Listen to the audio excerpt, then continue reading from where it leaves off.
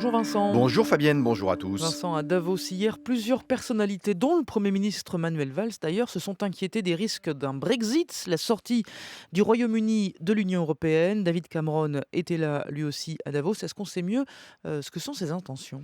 Mais pas vraiment Fabienne, les partenaires européens du Royaume-Uni ne sont pas beaucoup plus avancés après avoir entendu hier David Cameron à Davos. S'il y a un deal sur la table, je le prends. S'il n'y a pas de deal, je ne suis pas pressé. Voilà ce qu'a dit précisément Cameron, sans esquisser le moindre pas concret vers un compromis. Le Premier ministre britannique continue à jouer sa partie en forme de coup de poker, alors que l'échéance se rapproche dangereusement. Rappelons qu'en principe, la Grande-Bretagne et l'Europe n'ont plus que quelques petites semaines pour trouver un compromis sur une réforme de l'Union avant que David Cameron tienne la promesse qu'il a faite à ses électeurs, très eurosceptiques, d'organiser un référendum, en principe au printemps, sur l'appartenance de la Grande-Bretagne à l'Union. Et c'est cette situation de blocage, de saut dans le vide de David Cameron qui commence à singulièrement inquiéter les dirigeants européens. Manuel Valls a été hier le plus tranchant. La sortie de la Grande-Bretagne serait un drame, a dit le Premier ministre, évoquant un risque mortel de dislocation de l'Union. Mais Vincent, précisément, est-ce qu'il y a des raisons économiques qui militeraient pour une sortie de la Grande-Bretagne?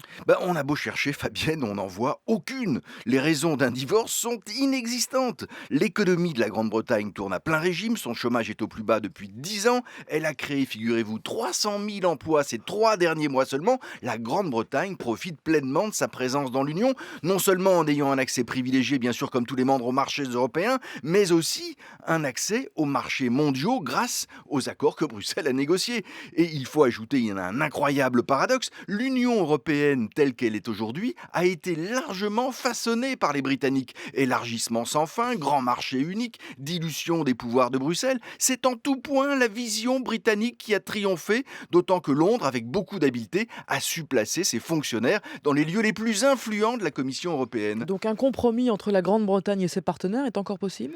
On dit ça? Peut-être, mais le temps presse quand même. Et David Cameron s'est mis dans un piège dont on ne voit pas très bien comment il pourrait sortir aisément. Refonder l'Union européenne ne se fera pas en un jour, et certaines demandes de Cameron sont jugées inacceptables à juste titre par ses partenaires, et notamment par la France. Et au plan intérieur, David Cameron est sous pression d'un parti fortement eurosceptique, voire europhobe, et d'une opinion divisée à parts égales entre les in et les out. Un compromis obtenu in extremis serait difficilement présentable comme une rupture radicale, justifiant le maintien du pays dans l'Union. Bref, le piège se referme, l'affaire demeure totalement incertaine et un éventuel départ de la deuxième économie de l'Union européenne lui porterait un coup terrible au moment où elle est déjà plus que mal en point. Vincent Giret du journal Le Monde dans le décryptage éco sur France Info.